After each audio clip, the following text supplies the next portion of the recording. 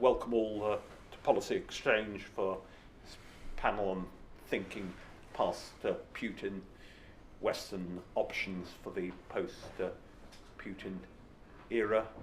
As all of you know, there have been a tremendous number of wonderful seminars all across the world, discussions, conferences on the military and security aspects of the Ukraine crisis.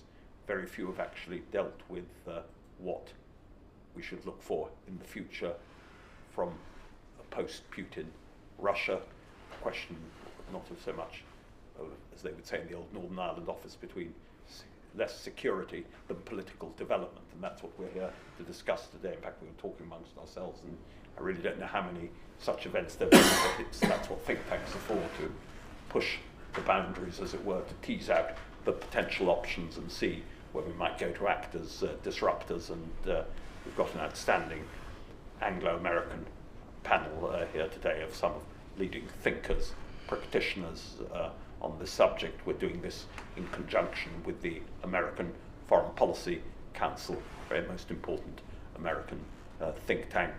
I pay tribute to its president, Hon Kirchner, who's here today, been to Russia some 70 to 80 times in the post-Putin era. Some of their publications are there at the back, as are some of ours at Policy Exchange, so you're welcome to pick them up at the end, and I commend them to you.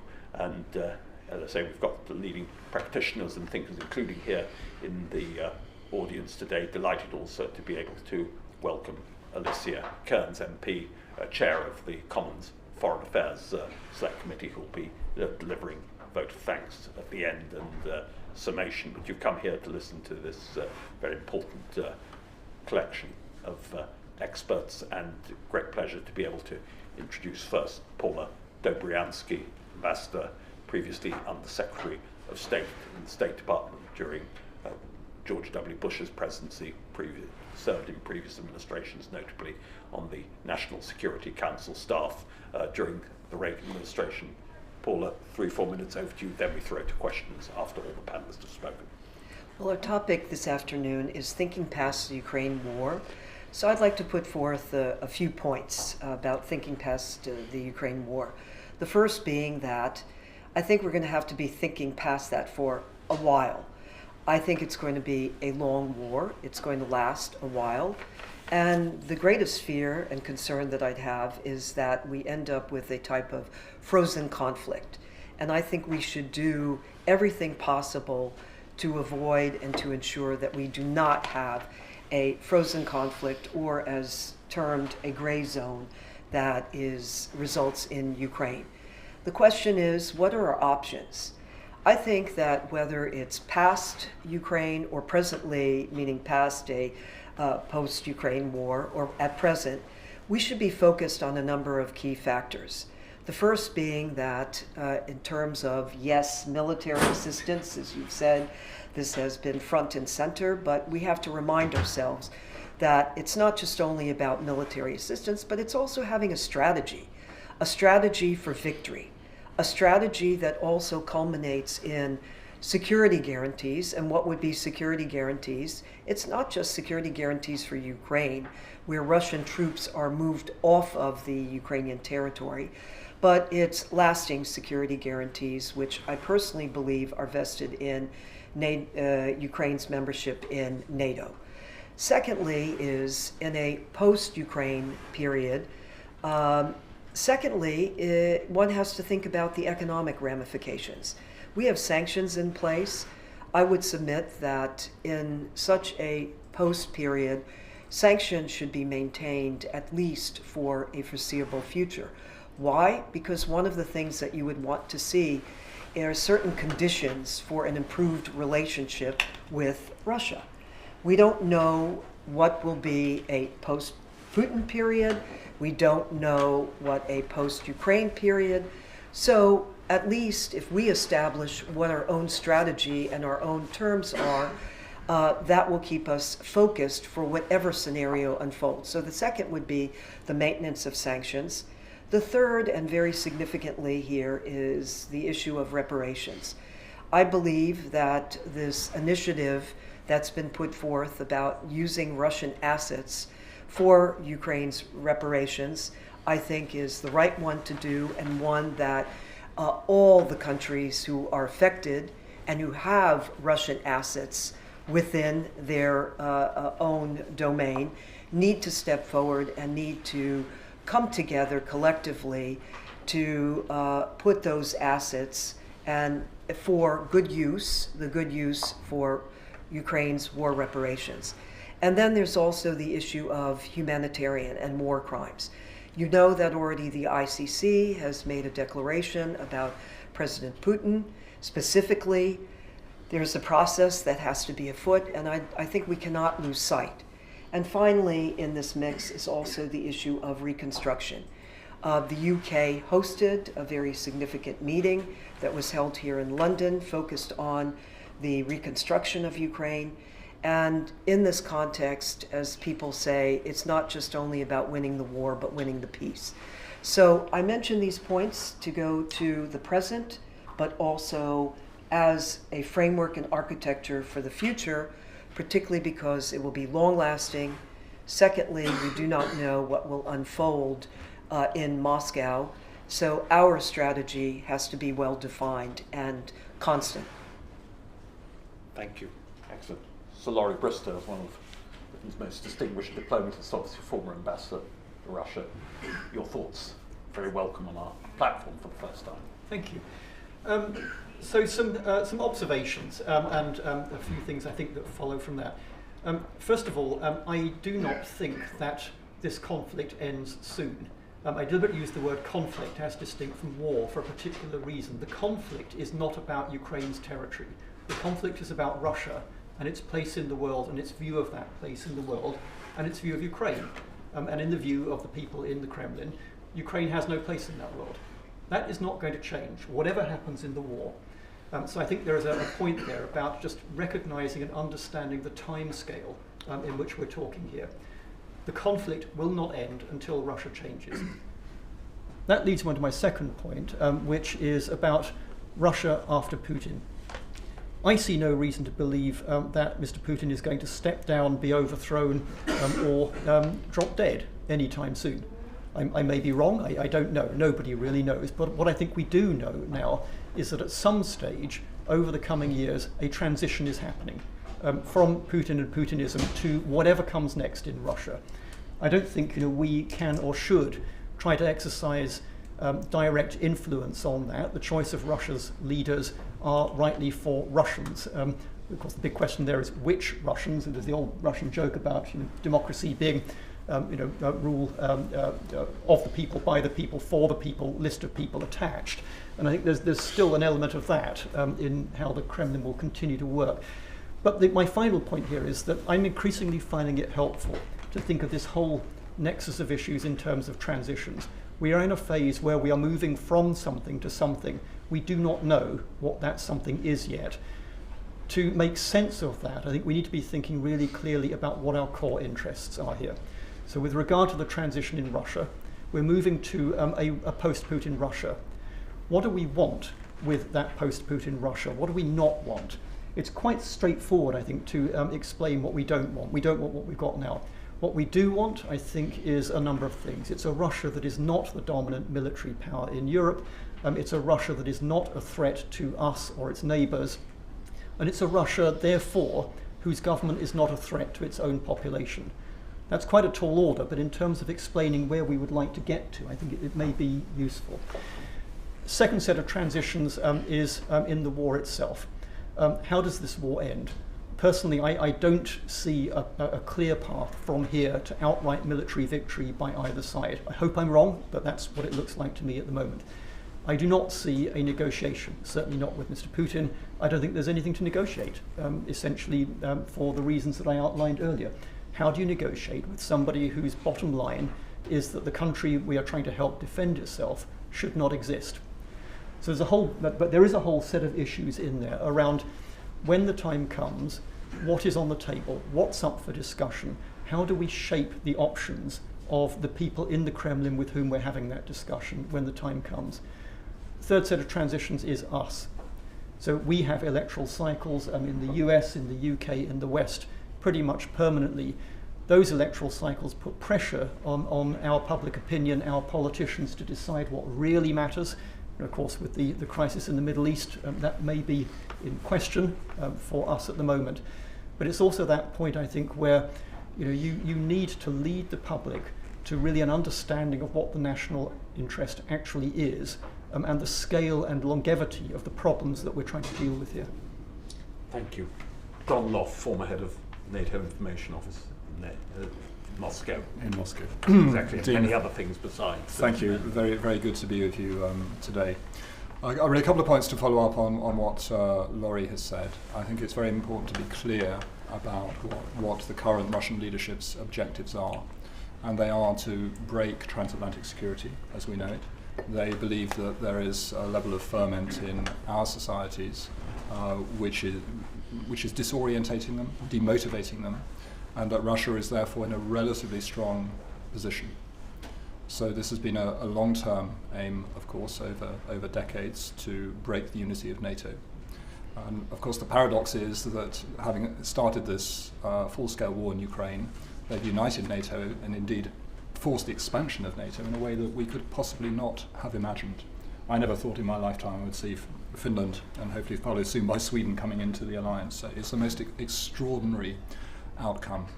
So we are at this sort of pivotal moment in Russian history, I think, as Laurie has described, because the critical issue is the place of Ukraine, both in Europe and in the world more generally, that impacts so greatly on Russia's sense of identity. I have been thinking in recent weeks and months about when I started my career as a research analyst in 1989. I was brought into a small British Army-funded research institute based at Sandhurst, and I was taken on because I had Russian and German. I started in early 1989 because the head of the institute thought something interesting might be happening in East Germany. And most people thought he was really gone slightly insane, I think, at that stage. So as a young analyst, I immediately covered the collapse of the Berlin Wall. I was surrounded by some really very eminent Sovietologists, brilliant military historians. And what struck me about them was that these were people who never believed the Soviet Union would end. And I think we're in danger of thinking that this type of Russia that we have experienced over the last 2 decades is going to be here permanently. And I think that would be a mistake. This could end relatively quickly, or it could go on for many years. But the idea that in 1985 Mikhail Gorbachev would come to power and effectively take a wrecking ball to the Soviet Union in order to reform it was so counterintuitive. So I would simply plead that we be prepared for the unexpected in Russia. When the unexpected, or if the unexpected were to happen, and let's say we saw maybe an inkling of it this summer with this so-called Prigozhin mutiny, there's something moving in the Russian system. We don't understand it very well at the moment. Russia is under enormous pressure at the moment, despite Putin's bravado and seeming confidence that he can last this out. He seems, to my mind, be betting the farm on the return of Donald Trump to the presidency. If that doesn't happen, then we may see other things unfold in Russia itself. But we have really very little idea of the condition in Russia in which Russia is going to find itself when this war comes to an end.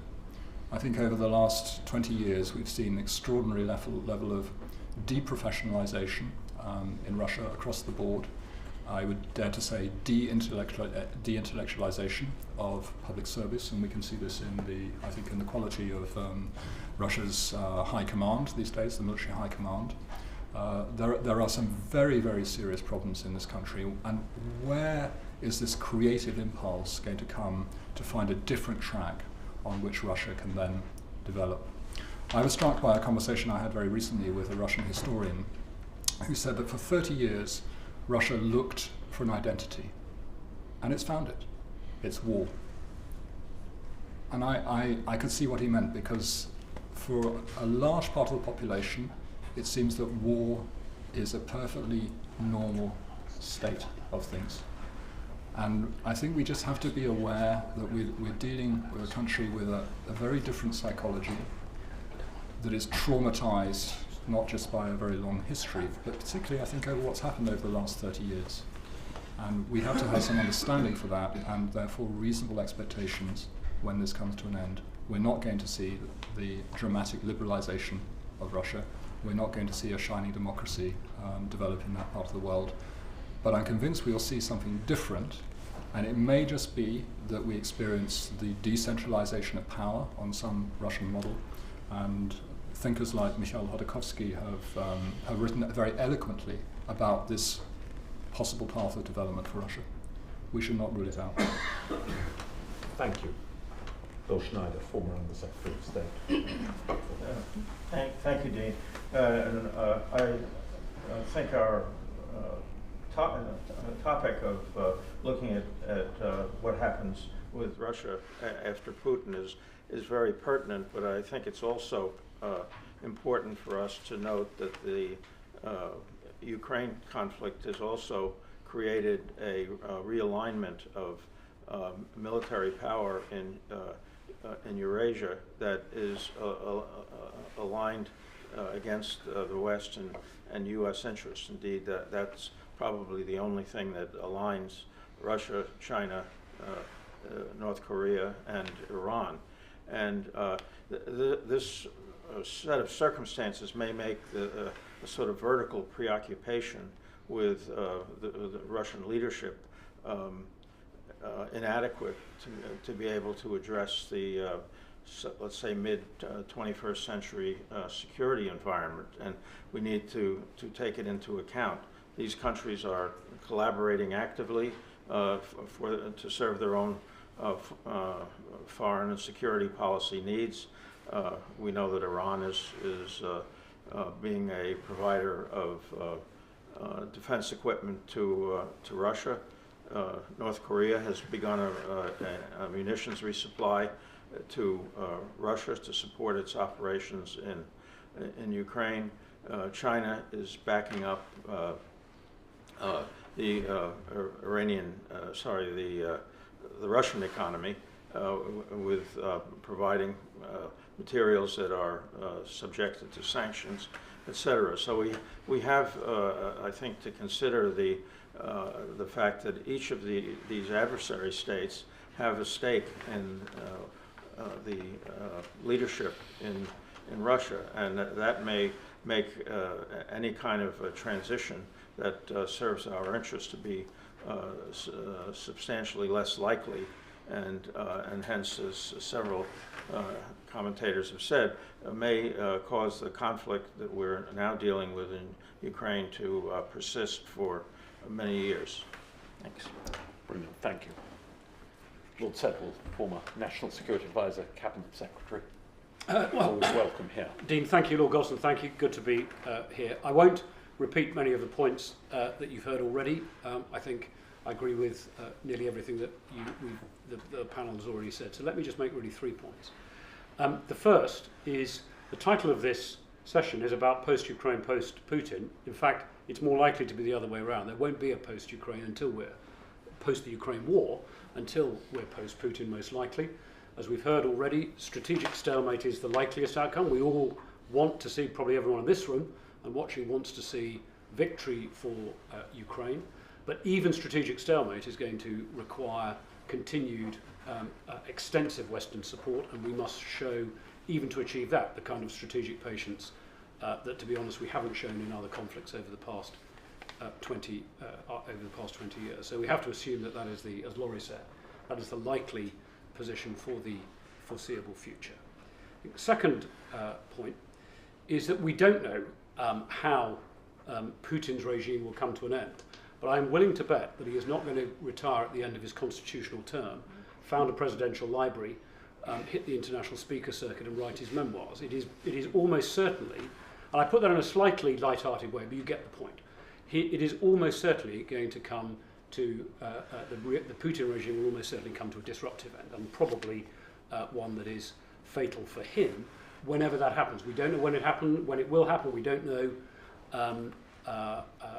what might cause it. But we have to assume that it will be quite disruptive, that there is likely to be a power struggle afterwards. He's constructed a system of government, which I remember Laurie educating me about, called the power vertical, where essentially all of the levers of power end up in his hands, and whoever tries to take over is going to struggle to maintain that power structure in the way that he has done, because it's been so personalised around him.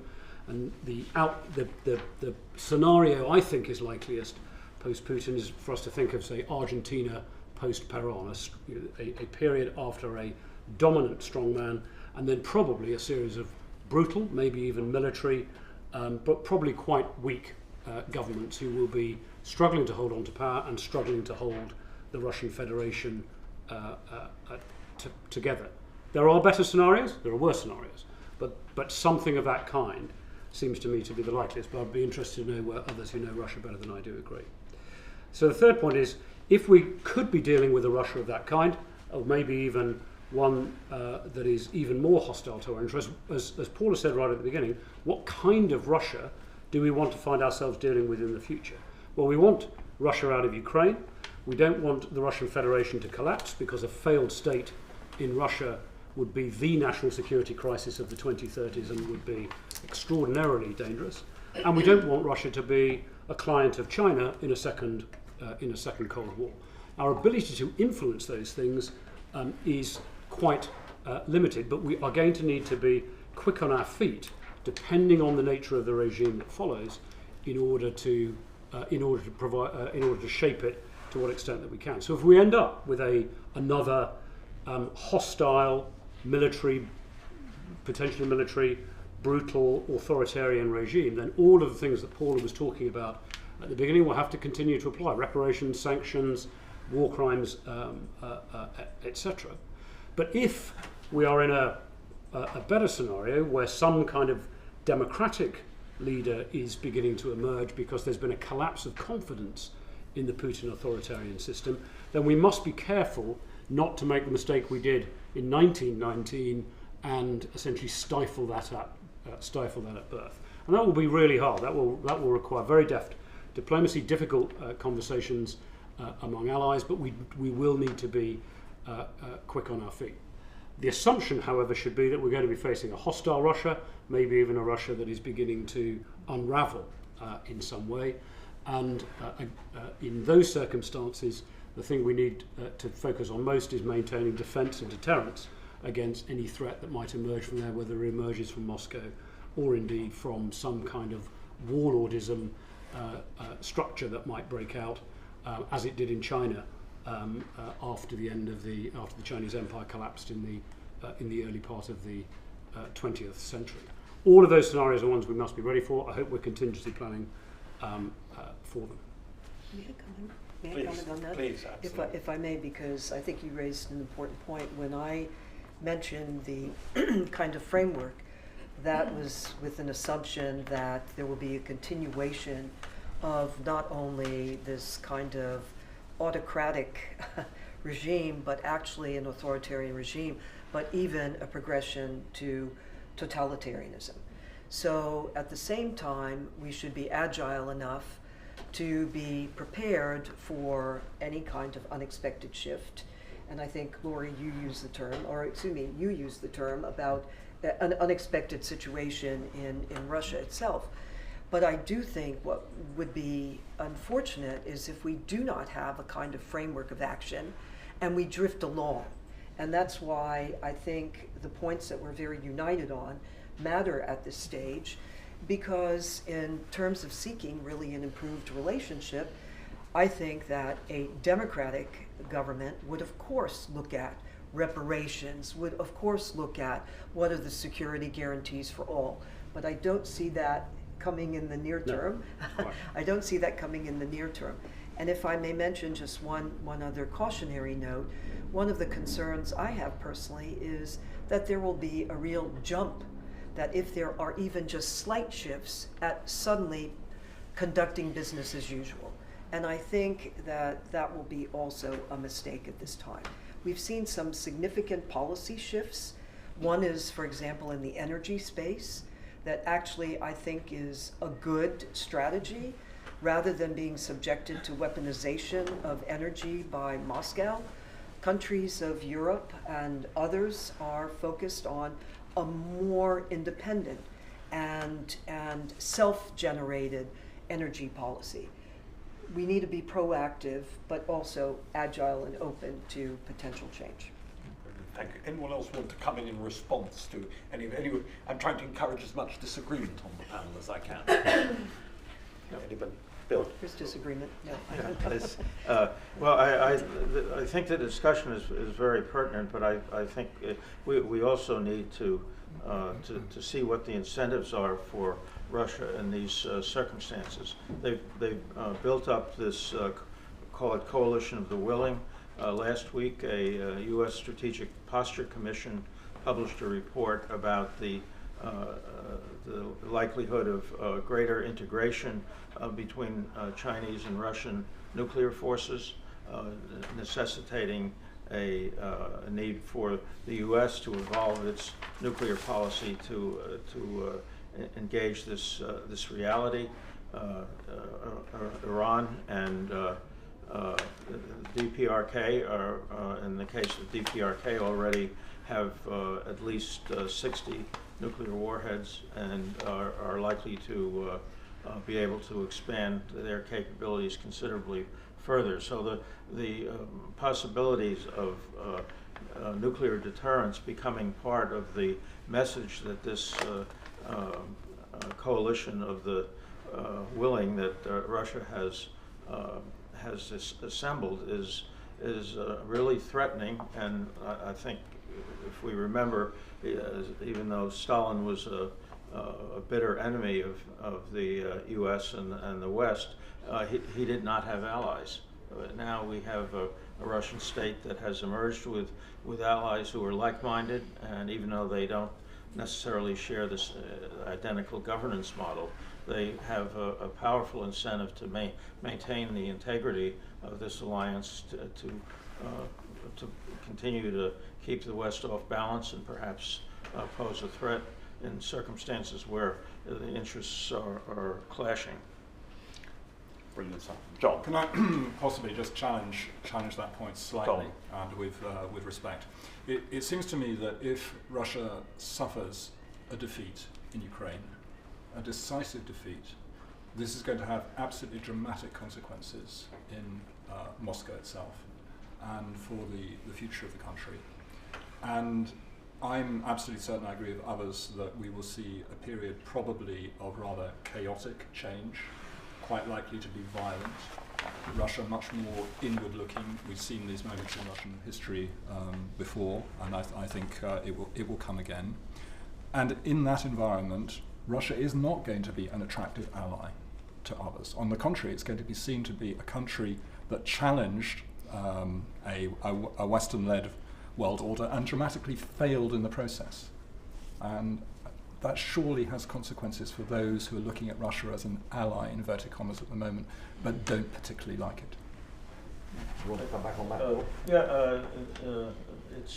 It's true, I think, in the sense that Russia's conventional military power, which has been built on more bluff than reality, nevertheless has suffered perhaps a catastrophic consequence. But Russia continues to define its security in terms of its nuclear weapons capability, and a Russia that suffers a conventional defeat is likely to invest more confidence and more diplomatic utility in the manipulation of nuclear threats than has been the case in the past. So, Laurie. Thank you. So just going back to something that John was talking about, the scenario of catastrophic defeat for Russia. So what I've seen argued from time to time is that this is such a dangerous outcome for us that we should essentially attenuate our approach to the war against Ukraine to avoid that outcome. That has always struck me as essentially magical thinking. Russia is not going to be less dangerous if we give it a little bit of what it wants to stave off collapse in Russia itself. And we're way beyond that stage, so I think we can reasonably dispense with that scenario. So what scenarios are we looking at? There is the scenario that the adventure in Ukraine is such a failure that this leads to the collapse of authoritarianism, quasi-totalitarianism in Russia, and that leads to democracy. Obviously, that would be an outcome that we would all, I think, wish for, but it doesn't seem to me to be even remotely likely in the medium term. There's the scenario that Putin is replaced by another Putin, or somebody very like Putin, maybe a Patrushev or someone like that.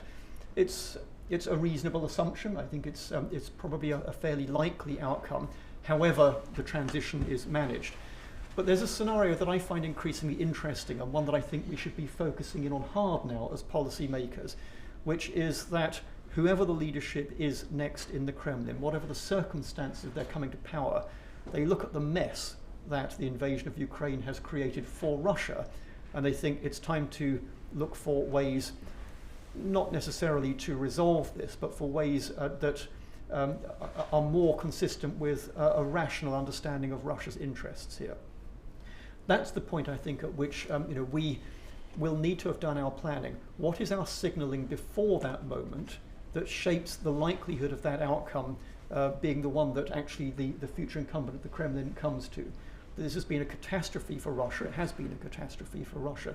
Therefore, we need to pull back, we need to de-escalate, we need to find a way forward that is less damaging for Russia.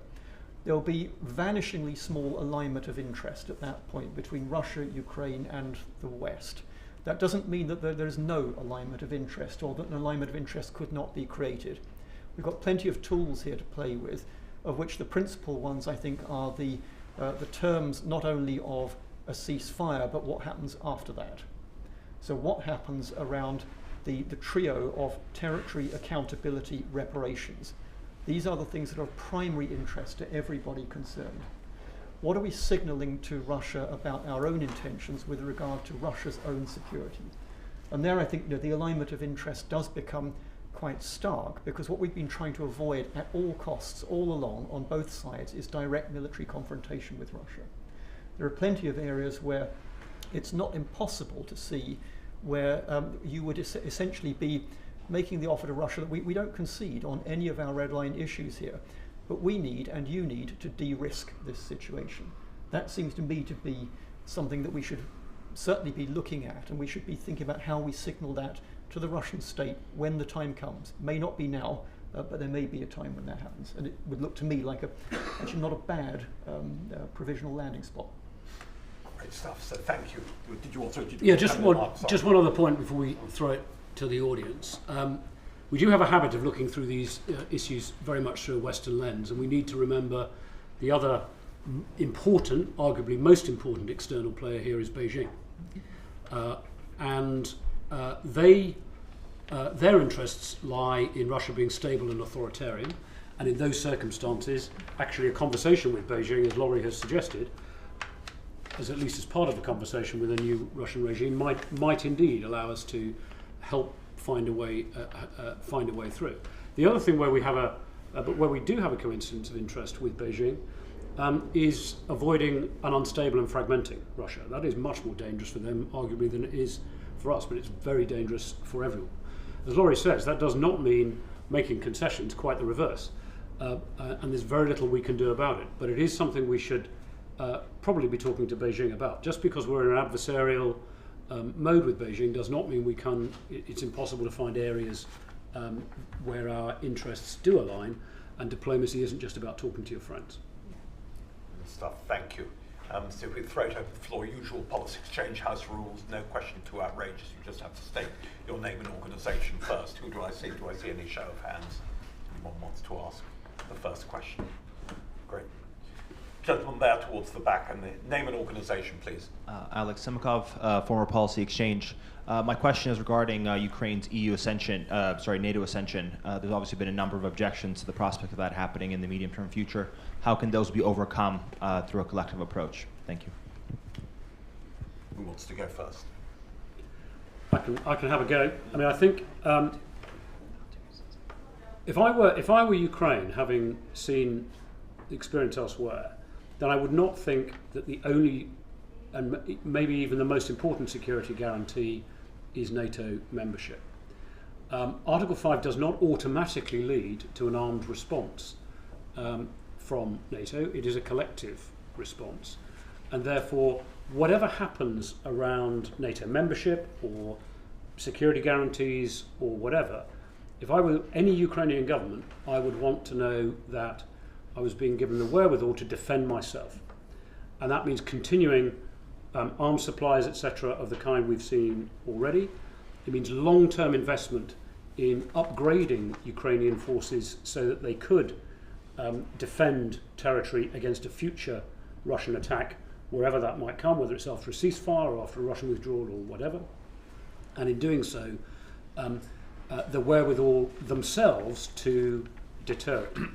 NATO membership is helpful in all of that, but if I were Ukraine, I would want more than written guarantees. I'd want hardware, training, and real capability. I'll just Thank you, Paula. Thank you. I'll just jump in because I mentioned in my own comments Ukraine being offered NATO membership and starting that accession process. In addition to what you have said, I think that there are three other factors. One, Ukraine becoming part of NATO is one of the most primary deterrents for future invasions because of Article 5. Having said that, secondly, Ukraine itself, Zelensky has said, we want to be part of NATO, but we are not imposing on NATO members at this time, as this war is being waged, to bring us in at this particular time, but to state officially, and officially, not like what took place in Vilnius, hopefully in the United States, it will be stated very clearly, an accession process will begin. And that can be short, that could be longer in terms of the time frame. And third and last, I want to underscore your last point. Security guarantees are not enough. I was up at the UNGA meetings, and all you could hear Ukrainian officials talk about, remember the Budapest Memorandum. Those were security guarantees, and it really didn't help us, as we know. So, Laurie. Thank you. Just very briefly to add to what's already been said. We do need, I think, also to think through how our actions or lack of actions are interpreted in Moscow. So I was in Moscow at the time of the Bucharest summit in 2008, and it was interpreted in Moscow in two parallel ways. One is a great big poke in the eye for the Russians, and the other is we don't really intend to follow through with this. So let's just not fall into that trap again. What it looks like to me is the question of NATO membership can wait. The question of giving the Ukrainians the wherewithal to defend themselves cannot wait. Absolutely right. John. Yeah, giving Ukraine the security it needs can't wait when we get to the end of the war, because this country has to be rebuilt. So the reconstruction will not take place in the absence of sufficient security, because simply the investment won't arrive. And that's, I believe, something that our publics need to be prepared for, and we're not yet having that discussion. Who else do I see? Sorry, Bill. Just one more footnote on the arms supply to Ukraine. Even though the path to it has been, let's say, inelegant, the arms transfer policy is improving significantly to the likelihood that ATACMS missiles will be transferred, and Tomahawks makes it likely that Ukraine will soon be able to pose a threat to the integrity of the Kerch Strait bridge. It's got some specific points of vulnerability, and it'll be difficult for Russia to prevent that from happening. This, in turn, will diminish the need for the massive artillery support that they have required, because NATO doesn't fight that way, nor does the United States, and the movement of advanced capabilities into Ukraine will give Ukraine the ability to manage its defense in ways that are maybe superior to security guarantees. Thank you. Who else? Any other questions here? Gentleman there, yes, in the middle. Name and organisation, please. Your microphone's there. Jonathan Hall, Independent Reviewer of Terrorism Legislation. In terms of future outcomes, can the panel do any better than stable but authoritarian in terms of Russia? So Laurie. Thank you. I thought it was coming my way. It all depends, really, what timescale you're talking about and what the path is to whatever comes after Putin. My central scenario, my central, I think, desirable scenario, the desirable bit is stable and not conducting external or internal aggression. The authoritarian bit, I suspect, we're stuck with for the foreseeable future. I don't see a path to democracy in Russia from where we are here that will take less than a generation. We're not in a comparable situation, I think, with the Central Europeans after 1989 or actually Russia itself after 1991. I think there's what we need to understand in the West about the path to here for Russia itself is the extent to which the values that we're talking about here have been systematically and to some extent deliberately misrepresented and discredited in Russia, particularly by Putin to bolster up the regime. I can do a lot worse than stable but authoritarian. Yep. It's unstable but authoritarian, fragmenting, Yep. warlordism.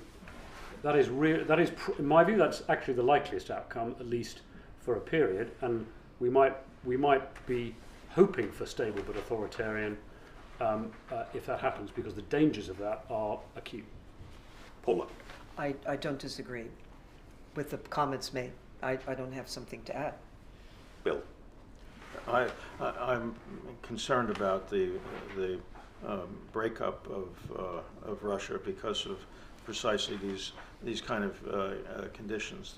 The loss of the competence and professionalism of the armed forces is a serious issue and can materially undermine the ability of the integrity of the state to be maintained. And I do think we need to get on top of this problem and be able to anticipate ways in which we can mitigate the consequences. John.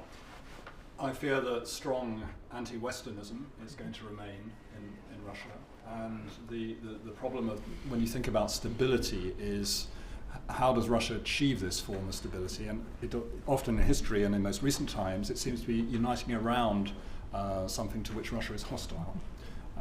That does concern me, that this Russia has extraordinary capacity for resentment. They have an emotive word, obida, in Russian, which describes this, I think, very powerfully.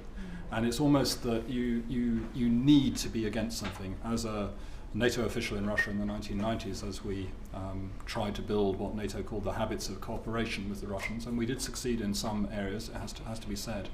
I increasingly came to the conclusion that the Russians didn't want this because it undermined the notion that you could in fact have an enemy. And it was useful to have an enemy because it was just easier to operate that way. It just focused the attention, it kept the country together, and Russia could get on in a rather sort of traditional way of doing its business. Good. Gentleman there towards the front, please. Name and organisation, please. Lord West, simple sailor. Many of the scenarios you've given, indeed most of them, actually are extremely concerning in terms of nuclear and looking after nuclear weapons. And I have to say, talking about the Soviet military, the Russian military, and the fact that they're beginning to be not as capable as they were is very worrying, because up till now, the group that are put in charge of looking after Russian warheads, after some of the flights had in the past, is actually highly competent and very good. But one can see that in a lot of these scenarios, that would start to collapse. My question is a much easier one than that. How quickly do you think we will be able to identify, when this happens, that something's happening? We seem to have been, having been a director of naval intelligence when I was told that the Soviet Union was going on forever, and when I pointed out I didn't think it might do, and that therefore we didn't need a huge army in Germany, we needed more ships, I was told, typical bloody sailor, he's got it all wrong. About 2 days later, suddenly the Berlin Wall had gone and the Soviet Union was collapsing. And we have many examples, I fear, and we had huge coverage then, actually, of the Soviet Union, harder because it was a more difficult target. But how quickly do you think we would spot any of these things beginning to happen? What sort of notice do you think we'd get? Who wants to come in? Laurie. Okay, so I'm not going to try and answer that question because I suspect that there are more qualified people around the room to do that, including sitting to my right. a couple of things I've focused on in recent years. One is the obviously urgent need to rebuild expert analytical capability inside government and outside government. So when I was working in government, one of the sort of basic realizations you come to pretty quickly is that there are more better Russia, China, whatever experts outside government than there are in. So use them and nurture them and build them. There's a role in there, I think, for our universities, but also for the way that we, whoever we are for these purposes, work across institutional and national boundaries. You know, it's a problem, just having the expertise. Second, rather more abstract, but it's one that several of us have had ample opportunity to study in recent years, is confirmation bias. Getting out of the habit of seeing what we want to see rather than what we are actually seeing. We can all come up with our own personal examples of this, but I think we will understand the point here. So the third point, if I may, it's just thinking about the counterparts in Russia. So I was in a meeting elsewhere over the weekend, where a lot of the conversation circled around our ability to read Russia. Those of us who've done it up close and personal in Russia can tell you that their ability to misread us is truly spectacular and off the scale. So coming back to your point about nuclear, I am told that the security of the nuclear warheads is pretty good in Russia. What is staring us in the face is that our risk reduction mechanisms, the treaties, the mechanisms, the habits of dealing with each other, understanding the signaling that is and is not being sent, is in terrible repair. And that looks to me to be a really first order priority here. Paula. I mean, if I can just jump on that last point. I mean, I was Commander-in-Chief when the 9/11 happened, and what was brilliant was, as I was told by my team in CTF 345, who run the UK deterrent, that all three systems of the triad in America had started coming up in readiness for nuclear weapon release, and suddenly that stopped because they were able to phone and speak to Russia, and believe it or not, that was with Putin, actually, amazingly. But then in those days there were those links, and those links have gone, and that is really worrying. I'm sorry, I have 2 points to make, one negative and then positive. On the negative side, just as you asked this question, I think back about the invasion even taking place, and that we were a bit caught flat-footed on it. We should have been able to predict Russia actually invading and going into Ukraine. Why? One, what happened in Afghanistan, looking at the US withdrawal from Afghanistan. Secondly, you look at and go back to Putin's own speech at the Munich Security Conference in 2007. He stated very clearly what he wanted to do, and he did it. He did it. You look at Georgia and Ossetia, you look at 2014 Ukraine, and in 2014 Ukraine, we opted, the United States, not to give the Ukrainians any arms, and also actually we were concerned about escalation. So here you have Putin sitting there evaluating all of this. In terms of intel, well, why didn't we know then that this is the action that was going to be taken? So I go back to that. On the positive, and flipping that, actually intel has been an interesting component of waging the war in Ukraine. The intel that our intel community has given to the Ukrainians, and then with it being exposed publicly, I think has been, actually it was very crucial last year in terms of a number of battles that took place. So yes, there was a negative in terms of preparedness, and you're wise and right to flag it in this case. And then on the other hand, that's been a new wrinkle in the way in which this war has been waged. Bill Schneider. Just a point,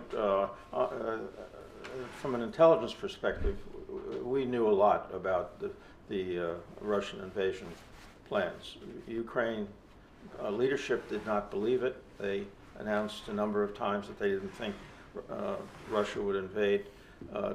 President Biden, in fact, stated publicly that he believed the Russians were going to invade. I think the problem we confronted is we didn't know how we were going to handle it, because Russia quickly dominated the escalation process and deterred our response, and we depended excessively on the impact of sanctions as a mechanism for deterrence, and that turned out not to work, and we need to take a lesson from that.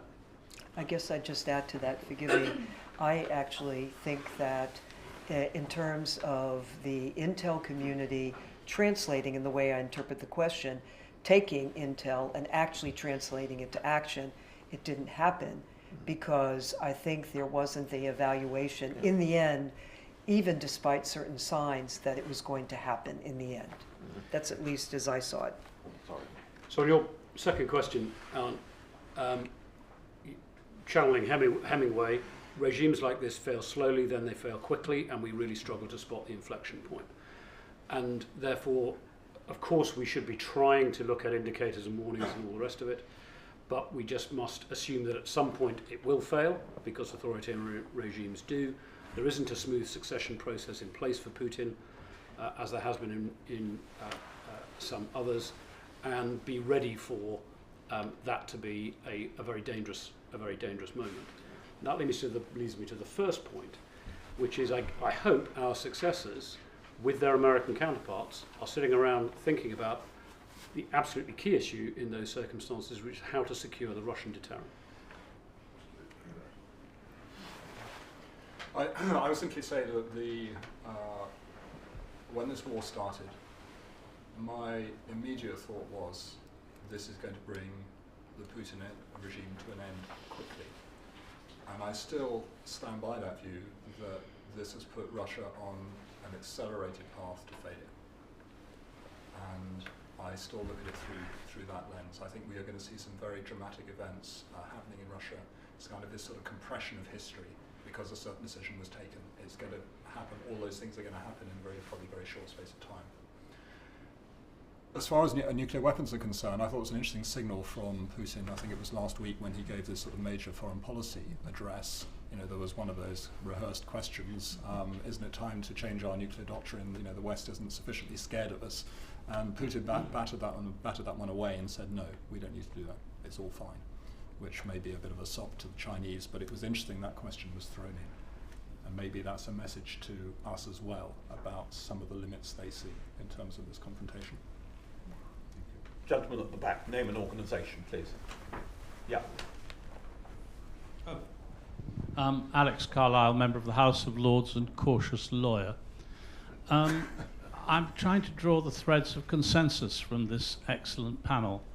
Am I right that, insofar as there is consensus, it is that, save for the good fortune of some felicitous countries, the end of the Soviet Union has been something of an illusion, and that the best we can probably do is not achieve what might be called victory, but something a bit less than victory, which is secure borders and economic separation, providing the existing free world with democratic security? Who wants to go? Bill. Well, I think that's the way things are playing out.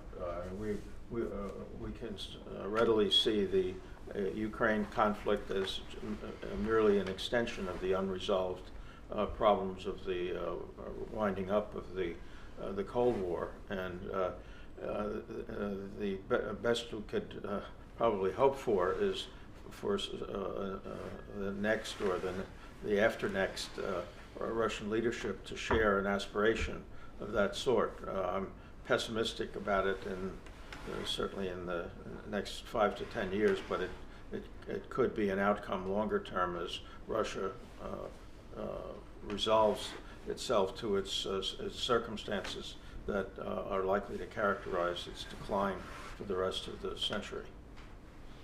John, response to a cautious lawyer.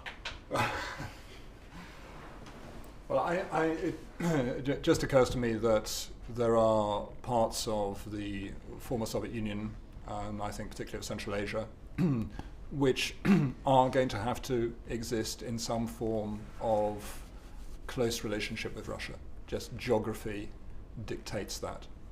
We've seen a rather spectacular development in Nagorno-Karabakh in recent weeks, which I think probably not everybody would have predicted. The Russians for whatever reason, didn't have the willpower to continue to support Armenia or the Armenians in Nagorno-Karabakh. So there are various things moving on this board. But what I think concerns me overall is that Russia still seems wedded to this export of instability, or I think what one of the Kremlin advisors called even the export of chaos. And as long as they feel that this is a tool they can use against us effectively, they will continue to use it, and it's extremely dangerous. So Laurie. How long have we got? I think for me this comes down to time scales. In the short term, what we've got is a world of unmanaged risk, or largely unmanaged risk, to our national security and the security of the things that we that matter to us. We need to be in a better place to manage those risks than we are at the moment. For me, I mean that looks like realistically a scenario in which we're not dealing with a democratic Russia, we're not dealing with a Russia that's converging with the West, we are dealing with a Russia that is recalculating where its interests lie and therefore modulating its behaviour. In the long term, take whatever timescale makes sense for you as long term. The project of the 1990s, I still don't think it was wrong.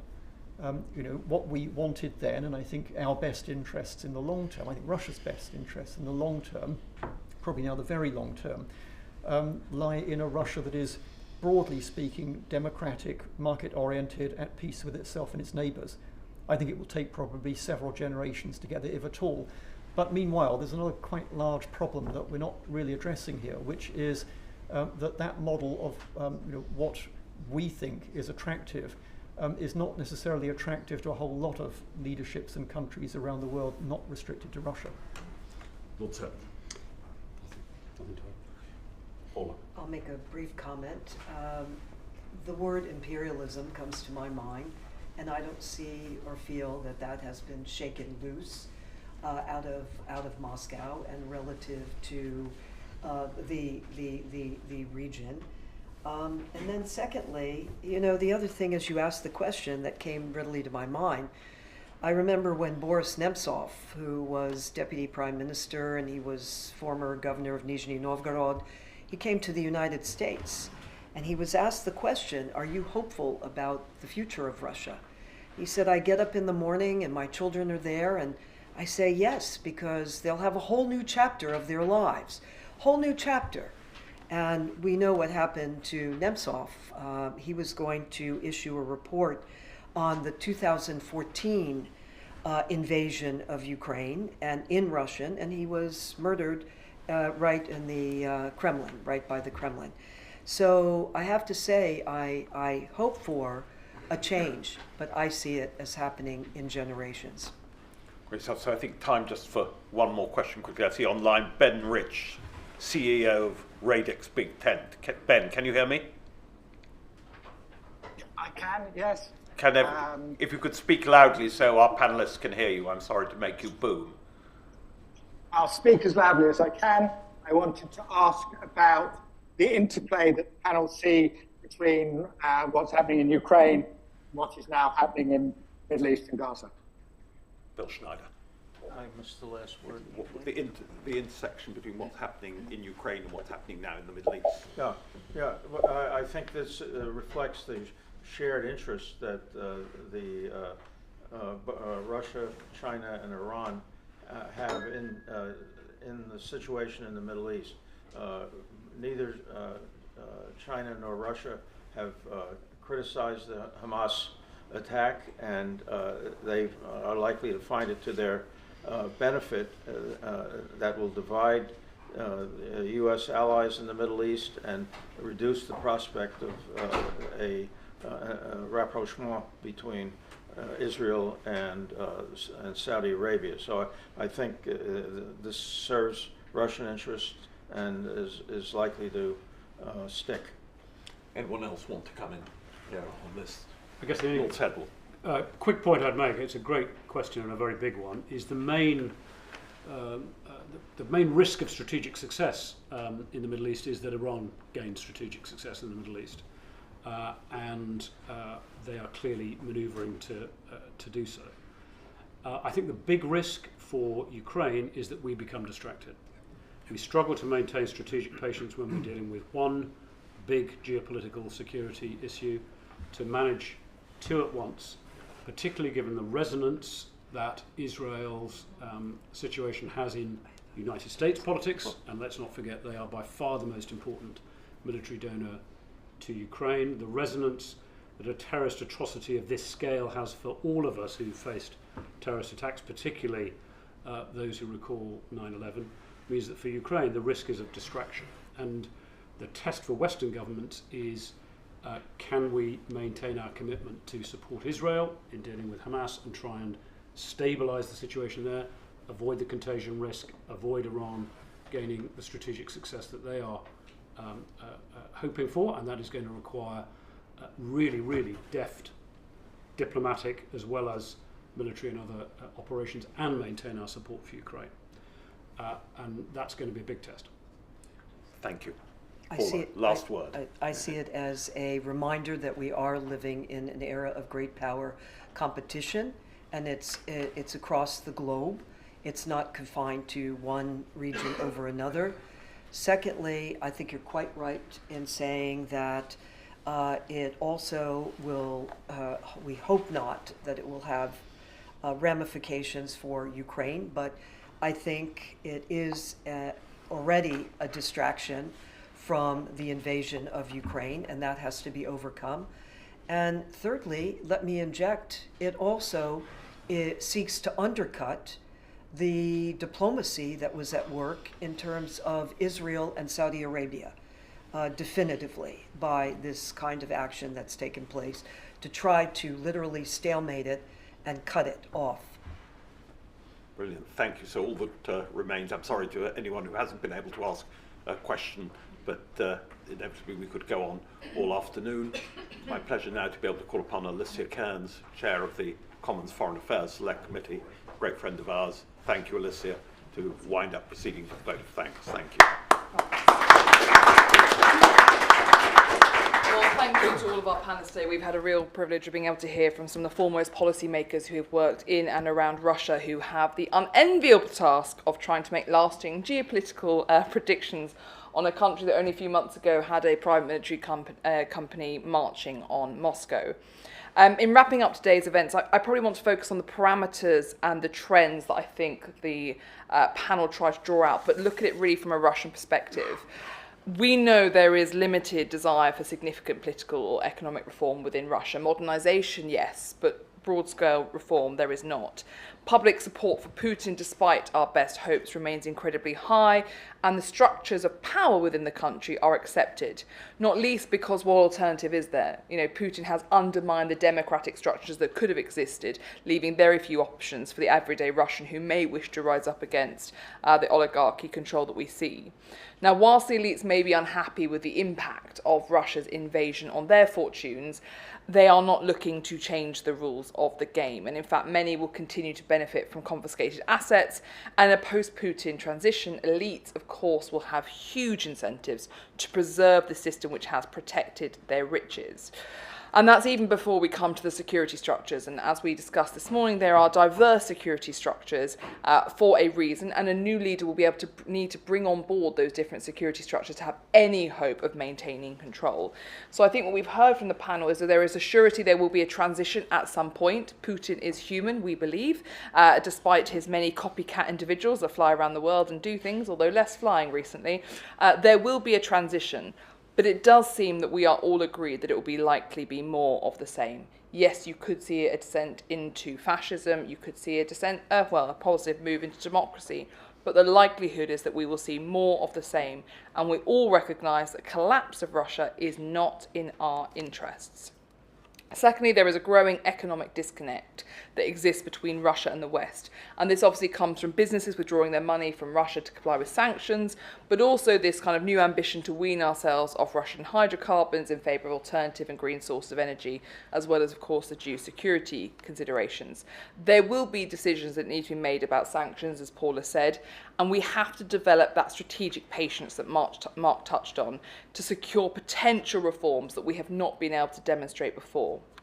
And this ties directly into the third kind of final observation, that the Russian economy increasingly is facing towards China and Asia and India. These are, of course, the largest buyers of Russian hydrocarbons, but also tech trade has increased with Turkey, whilst Central Asian trade has benefited from importers looking to circumvent those sanctions.